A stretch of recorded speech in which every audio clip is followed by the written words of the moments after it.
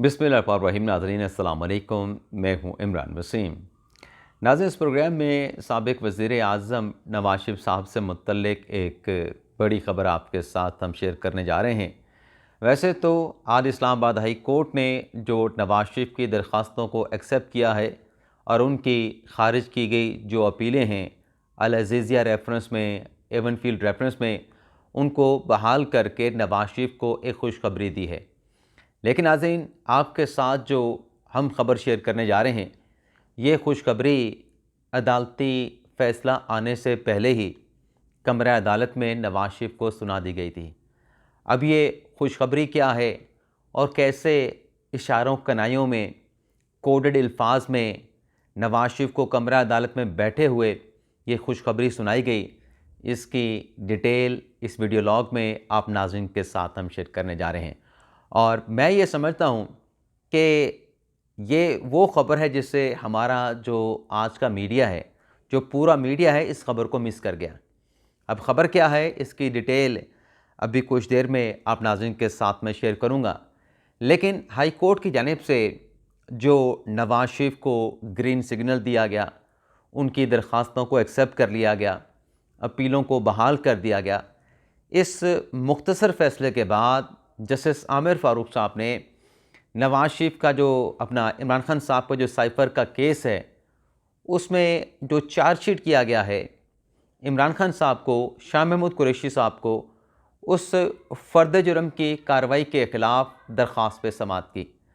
अब जब इस अदालती कार्रवाई का आगाज़ हुआ तो इमरान खान साहब के जो वकील हैं इस केस में, सलमान सफदर साहब, जो नीचे ख़ुसूसी अदालत में भी इस केस को देख रहे हैं और उसका कोई भी अगर फ़ैसला चैलेंज करना होता है, सलमान सफदर साहब चैलेंज करते हैं, तो उन्होंने जो फ़र्द जुर्म का जो हुक्मनामा, जो कार्रवाई थी, उस पर जब दलाइल का आगाज़ किया तो एक बड़ा अहम एतराफ़ किया। सलमान सफदर साहब ने कहा कि जो इमरान खान साहब की ज़मानत पर जो फ़ैसला आपने महफूज कर रखा है, उस पर मुझे दलाइल देने में 10 दिन लगे। तो फिर आमिर फ़ारूक साहब ने जवाब दिया, क्योंकि ये एक एतराफ़ था कि बार बार जो बात की जाती है, आमिर फ़ारूक साहब को टारगेट किया जाता है कि देखें आमिर फ़ारूक साहब फ़ैसला नहीं सुना रहे। तो आमिर फ़ारूक साहब ने कहा कि 10 दिन आपने लिए और जितने अच्छे दलाइल आपने दिए और आपके साथ साथ जो एफआईए की प्रोसिक्यूशन टीम थी, उसकी तरफ से बड़ी अच्छी मामनत की गई। तो 10 दिन आपने और प्रोसिक्यूशन ने अपना टाइम लिया, तो मुझे भी फ़ैसला लिखने में 10 दिन लग रहे हैं। और वजह यह है कि ये अपनी नौयत का पहला मुकदमा है, मुनफरिद मुकदमा है, तो मुझे फ़ैसला लिखने में कुछ वक्त चाहिए था। लेकिन कल ये फ़ैसला जो इमरान खान साहब की ज़मानत का है, ये अनाउंस कर दिया जाएगा। इसके बाद सलमान सफदर साहब ने जो केस था उस पर दलाइल का आगाज़ किया। सलमान सफदर साहब ने कहा कि देखें, कानून ये कहता है कि 7 दिन का वक्फ़ा आना चाहिए। आपने चालान की कापियाँ दी हैं, उसके 7 दिन के बाद आप मुल्ज़मान को चार्जशीट करेंगे। लेकिन यहाँ पे इमरान खान साहब को 6 दिन में उन पे फ़र्द जुर्म लगा दी गई। तो गैर कानूनी तरीके से केस की कार्रवाई को आगे बढ़ाया जा रहा है। और फिर सलमान सफदर साहब ने अदालत से दरख्वास्त की कि कल, चूँकि ख़ुसूसी अदालत ने जो गवाहान हैं साइफ़र केस के, उनको बुला रखा है, तो कल बाकायदा ट्रायल का आगाज़ होगा, गवाहों के बयान रिकॉर्ड होंगे, तो आप ट्रायल कोर्ट की कार्रवाई को रोक दें।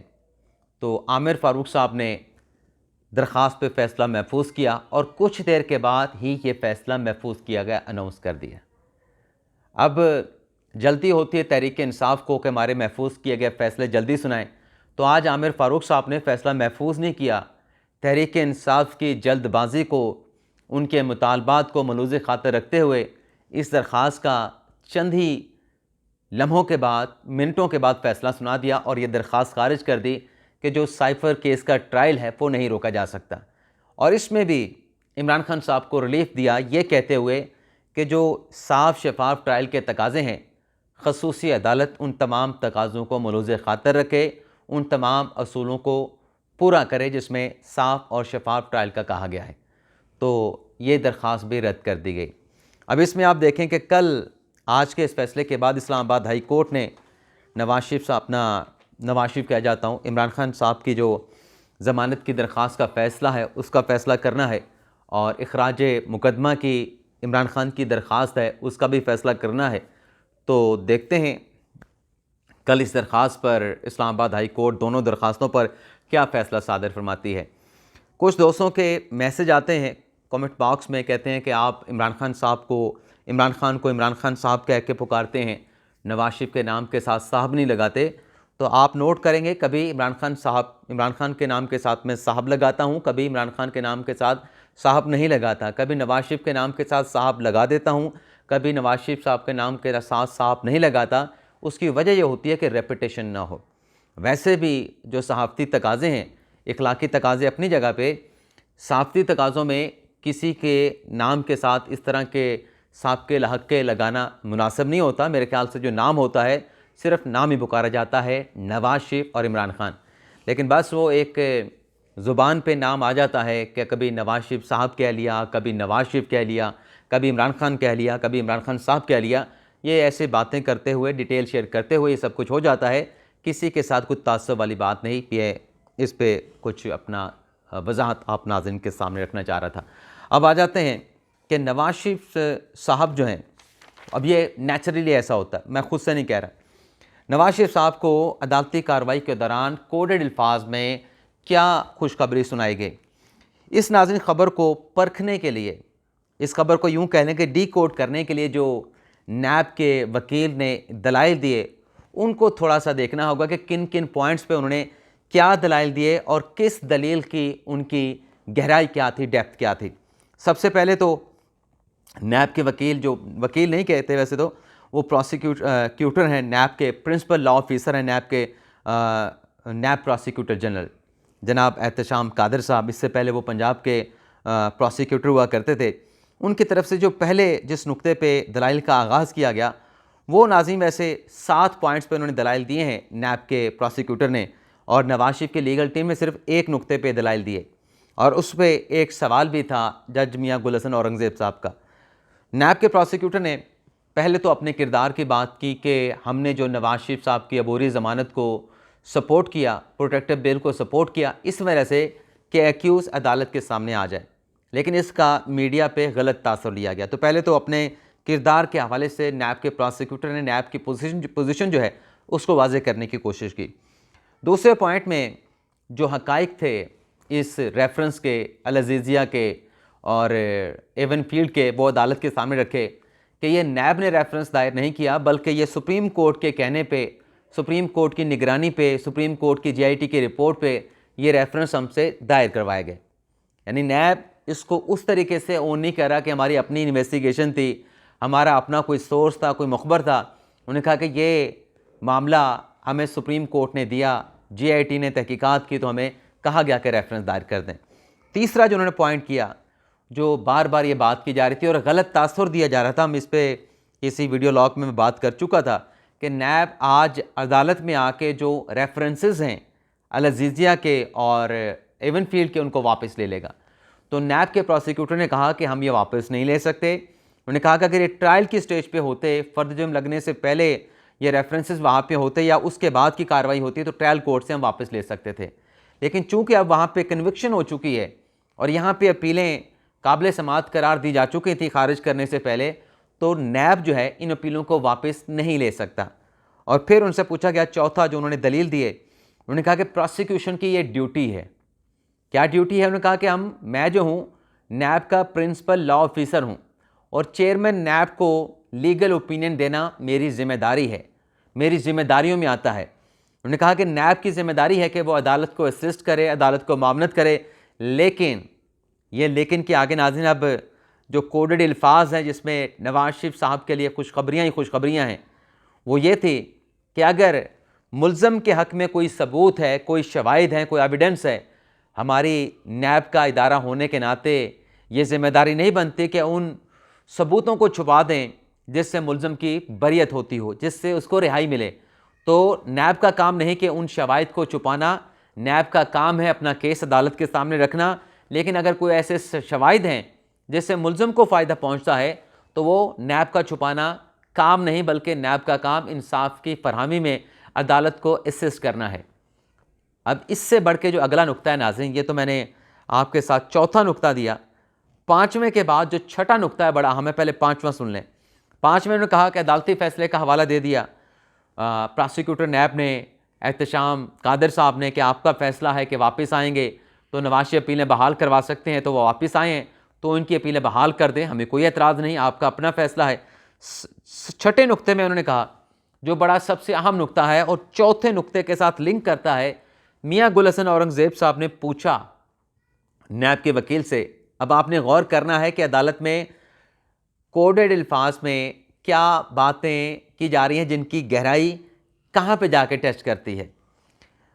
गुल हसन औरंगज़ेब साहब ने पूछा कि हम अगर ये अपीलें बहाल कर दें तो क्या उसके बाद जो फैसला ट्रायल कोर्ट का है जिसमें नवाज शरीफ को सज़ाएं हुई, क्या आप उस फैसले के हक़ में दलाइल देंगे?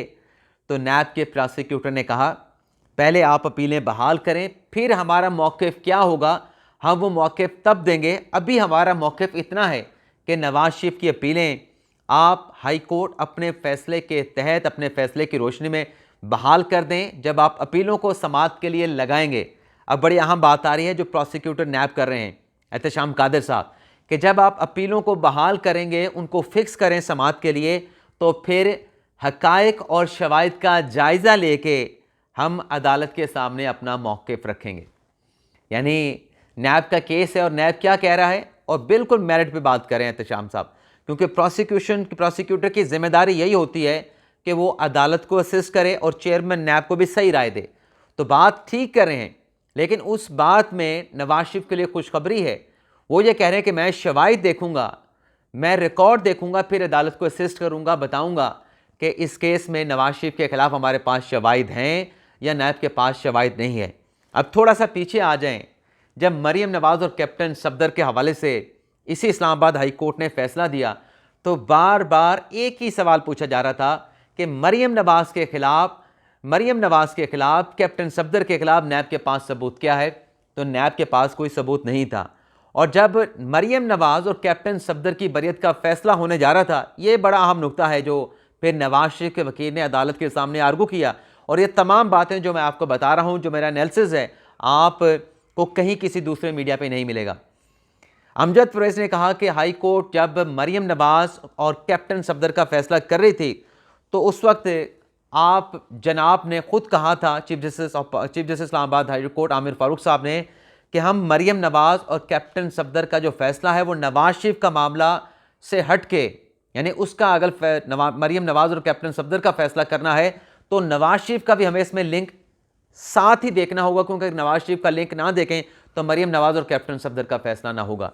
तो अमजद परवेज़ साहब ने कहा कि आपने उस फैसले में लिख दिया इस्लामाबाद हाई कोर्ट ने कि नैब जो है कोई सबूत मरीम नवाज़ तो क्या नवाज शरीफ के खिलाफ भी पेश नहीं कर सका।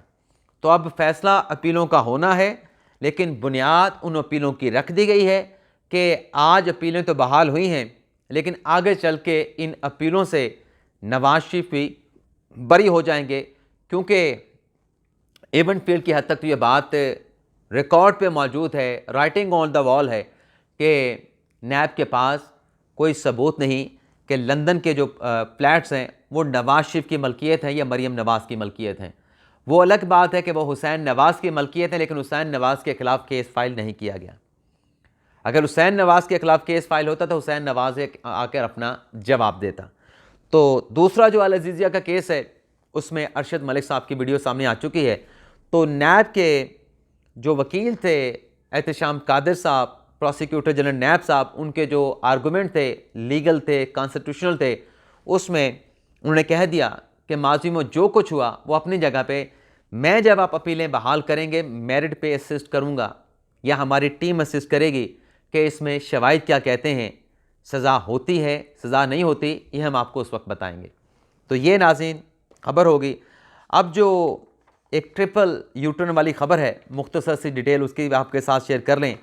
एक तो नाज़रीन बल्कि शहजाद अकबर साहब की भी खबर रहती है। शहजाद अकबर साहब ने इस्लामाबाद हाई कोर्ट से रिजू किया था कि उन्हें प्रोटेक्शन दी जाए, और वो जो पाकिस्तान का हाई कमीशन है लंदन में, वहाँ पे जाके जो अल कादर ट्रस्ट का केस है उसमें अपना बयान रिकॉर्ड करवाना चाहते हैं। आज इस केस की इस्लामाबाद हाई कोर्ट के मियाँ गुल हसन औरंगज़ेब साहब ने और रिफ़त सिमन इम्तियाज़ साहबा ने समाअत की है, और दौरान समाअत पूछा जनाब मियाँ गुल हसन औरंगज़ेब साहब ने शहजाद अकबर के वकील से कि क्या शहजाद अकबर साहब को प्रोटेक्शन चाहिए, क्या वो पाकिस्तान वापस आना चाहते हैं। अगर ऐसा है तो हम उनको प्रोटेक्शन देने के लिए तैयार हैं, वो आ जाएँ पाकिस्तान और हम उनकी प्रोटेक्शन में तोसी भी कर देंगे। लेकिन वकील ने कहा, शहजाद अकबर ने, कि वो प्रोटेक्शन पाकिस्तान वापस आने के लिए नहीं मांग रहे। वो कहते हैं कि लंदन का जो हाई कमीशन है पाकिस्तान का, वहाँ मुझे प्रोटेक्शन दी जाए कि वहाँ पे जाके वीडियो लिंक के ज़रिए नैब को स्टेटमेंट रिकॉर्ड करवा देता हूँ, लेकिन मुझे वहाँ पे गिरफ़्तार न किया जाए। तो अदालत ने शहजाद अकबर के वकील से कहा कि आप आइंदा समात पे तैयारी करके आएँ, फिर आपका केस सुनेंगे। इसके अलावा नाज़रीन, तहरीक इंसाफ ने जो यू टर्न की मैंने जिक्र किया, ट्रिपल यू टर्न, उसमें 2 यू टर्न पाकिस्तान तहरीक इंसाफ के हैं। नाज़रीन, 3 जो ख़वातीन जो कल तहरीक इंसाफ को परसों गालिबन छोड़ के गई, जिसमें अंदलीब अब्बास थी, समीरा बुखारी साहबा थी, एक और ख़ातून थी, उसके जाने के बाद किसी ने थंबनेल लगाया या किसी ने खबर बनाई, किसी ने टाइटल दिया कि 3 विकटें पाकिस्तान तहरीक इंसाफ की गिर गईं। उस पर PTI के कुछ रहनुमाओं ने कहा कि अगर ये PTI की विकटें हैं, यानी 3 ख़वातीन का तहरीक इंसाफ को छोड़ के इस्तेहकाम पाकिस्तान पार्टी में चले जाना, या अगर तहरीक इंसाफ की विकटें गिरना है तो फिर अडयाला जेल में जाके इमरान खान साहब के साथ सुलह कर लें। चलें, एक स्टांस दे दिया कि ये हमारी पार्टी के लिए इतनी अहम नहीं थी ख़वातीन। अब उस पर एक नया यू टर्न लिया गया और बाज़ाब्ता तौर पे एक स्टेटमेंट तहरीक इंसाफ का जारी हुआ, जो कि पहले से बहुत ज़्यादा मुख्तलिफ था, बल्कि तज़हीक अमेज़ था। अब स्टेटमेंट क्या है? स्टेटमेंट में तहरीक इंसाफ ने कहा कि मुल्क भर से कचरा इकट्ठा करके इस्तेहकाम पाकिस्तान की नामी कूड़ेदान में भरा जा रहा है। यानी इस्तेहकाम पाकिस्तान पार्टी को डस्टबिन का नाम दिया गया, कूड़े नामी जो है वो क्या कहा गया है, पार्टी कूड़ेदान भरा जा रहा है, कूड़ेदान का नाम दिया गया, और जो लोग वहाँ पे जा रहे हैं उन्हें कचरा कहा गया। तो सवाल ये है, एक तो यू टर्न लिया गया, ये लोग आपकी पार्टी के हैं, तो इसका मतलब ये है कि पहले ये जो कचरा था जो आज इस्तेहकाम पाकिस्तान पार्टी में या उसके कचरेदान में जमा किया जा रहा है, तो उससे पहले फिर आपकी पार्टी कचरा दान थी और ये कचरा आपकी पार्टी में इकट्ठा किया गया, अब वहाँ से निकाल कर जो है वो इस्तेहकाम पाकिस्तान पार्टी के कचरादान में जमा किया जा रहा है। तो ये आप अंदाज़ा कर लें कि किस किस्म के स्टेटमेंट दिए जा रहे हैं। पहले चलें दे दिया था, उसमें भी आपने हद पार कर दी थी कि, लेकिन यहाँ पर तो आपने इतना बड़ा यू टर्न लिया कि तमाम हदें पार कर दी। और सिर्फ ये नहीं नाज़रीन, अगले बात सुने। आज PTI का एक डेलीगेशन मौलाना फजल रहमान साहब के घर गया, असद कैसर साहब, अली मोहम्मद साहब, बैरिस्टर सैफ साहब, जुनैद अकबर साहब, और जाके मुलाकात की मौलाना फजल रहमान के साथ। और जब बाहर आए तो मीडिया को क्या बताया कि हम अफसोस करने के लिए आए थे, फातिहा खानी के लिए आए थे। अब ये वो मौलाना फजल रहमान है जिसके बारे में इमरान खान साहब और PTI पूरी क्या कहा करती थी कि इसको तुम मौलाना कहना जायज़ नहीं, ये तो मौलाना नहीं है, ये तो डीज़ल है, ये तो चोर है, करप्ट है, डाकू है, लुटेरा है, ये तो मौलाना हो नहीं सकता, ये तो मुनाफिक है। मुनाफिक तक कहा गया और मीर जाफ़र मीर सादक तक कहा गया। और आज उसी मौलाना के साथ उनके घर में जाके मुलाकात की। और अब बात यह है, जो बात मैंने थंबनेल पे लिखी, क्या ये जो मुलाकात है PTI की डेलीगेशन की, इस मुलाकात के हवाले से अडयाला जेल में बैठे इमरान खान साहब को बताया गया कि आपकी पार्टी के लोग उस मौलाना के पास जाके मुलाकात कर रहे हैं जिसको आप मौलाना डीज़ल कहते थे, जिसको आप जो है मुनाफिक कहा करते थे, जिसको आप कहते थे कि इसके पीछे नमाज़ पढ़ना जायज़ नहीं। आज आपके डेलीगेशन ने उस मौलाना के पीछे जाके नमाज भी पढ़ी है। वैसे नाजरीन, जो सहाफ़ती ज़राए हैं वो बता रहे हैं कि ये जो PTI के डेलीगेशन की मुलाकात है, मोहम्मद अली दुरानी साहब जो चंद रोज़ पहले मौलाना के साथ मुलाकात करके आए थे, उस मुलाकात का तसलसल इसको कहा जा रहा है। अल्लाह करे इस मुलाकात से अच्छी खबर निकले। लेकिन बात यही है कि जब आपने स्टेटमेंट देना है, सियासी मुखासमत रखनी है या मुखालफत करनी है, तो कोई उसकी एक हद रख लें कि कल को जब उसके घर जाना है तो कोई हमको ये ना कहे कि इनको बारे में पहले क्या कहते थे, आज क्या कहते हैं। इसके अलावा नाज़रीन, एक और यू टर्न है। कल एतजाज़ हसन साहब और लतीफ़ खोसा साहब सुप्रीम कोर्ट में आए हुए थे और कल भी ये ख़बर आपके साथ हमने शेयर करना थी, लेकिन ख़बरें ज़्यादा होने की वजह से ये शेयर करना रह गई। तो उसमें लतीफ़ खोसा साहब, और बल्कि ज़्यादा लतीफ़ खोसा साहब बात कर रहे थे कि नवाज़ शरीफ का केस ये, नवाज़ शरीफ का केस वो, इमरान खान साहब को रिलीफ नहीं मिल रहा, नवाज़ शरीफ को बड़ा रिलीफ दिया जा रहा है। तो मैंने उनसे ये सवाल पूछा कि लतीफ़ खोसा साहब, आज आप जो कुछ भी कह रहे हैं, जब पीपल्स पार्टी इत्तेहादी हुकूमत में शामिल थी, शहबाज शरीफ वज़ीर आज़म थे, इन्हीं केसेस के ख़िलाफ़ आपकी पार्टी कहा करती थी कि ये झूठे केसेस नवाज़ शरीफ के ख़िलाफ़ बनाए गए हैं। तो क्या अब PTI ने डबल यू टर्न ले लिया है? यानी पहले नवाज शरीफ के केसेस के ऊपर ये कहना कि ये बिल्कुल ठीक है, अब आप कह रहे हैं कि नहीं ये केसेस बिल्कुल जेन्युइन बनाए गए हैं, वो भगोड़ा है, चोर है, डाकू है, लटेरा है, तो क्या पीपल्स पार्टी ने डबल यू टर्न ले लिया है? तो इस पे जनाब लतीफ़ खोसा साहब ने कहा कि देखें, हमने उस वक्त कमेटी बनाई थी पीपल्स पार्टी ने, हम इन केसेस को मॉनिटर कर रहे थे, हमारा बिल्कुल स्ट्रॉन्ग मौक़िफ़ था। लेकिन मैंने जो डबल यू टर्न वाली बात की तो उस पर एतजाज़ अहसन साहब बीच में आए, तो उन्होंने कहा कि डबल यू टर्न दरअसल जो है वो पहले वाले यू टर्न को दूसरा यू टर्न जो है वो ज़ीरो कर देता है। तो देख लें कैसे कैसे यू टर्न्स, कैसे कैसे मौक़िफ़। पहले कहा करते थे कि नवाज शरीफ चोर डाकू लुटेरा है, पीपल्स पार्टी वाले पनामा में उसके ख़िलाफ़ सुप्रीम कोर्ट तक आए थे, और फिर जब इत्तेहादी हुकूमत में पीपल्स पार्टी वाले बैठे ये 16 माह की हुकूमत में, तब पूरी पीपल्स पार्टी कहा करती थी कि ये साजिश हुई है, ये हुआ है, फ़लाँ हुआ है। आज हुकूमत का ख़ात्मा हुआ है तो लतीफ़ खोसा साहब, एतजाज़ अहसन साहब और पीपल्स पार्टी के दीगर लोग क्या बयान दे रहे हैं, डबल यू टर्न। ये हमारी सियासी लीडरशिप है। इजाज़त चाहते हैं नाज़रीन, अल्लाह हाफ़िज़।